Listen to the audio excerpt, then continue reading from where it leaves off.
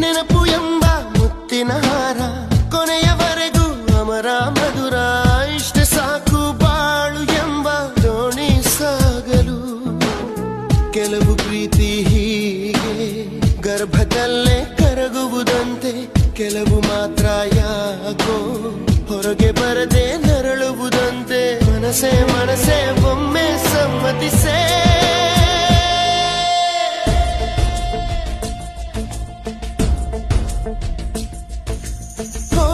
ಮನಸೇ ಮನಸೇ ನಿನಗೊಂದು ಮನವಿ ಮನಸೇ.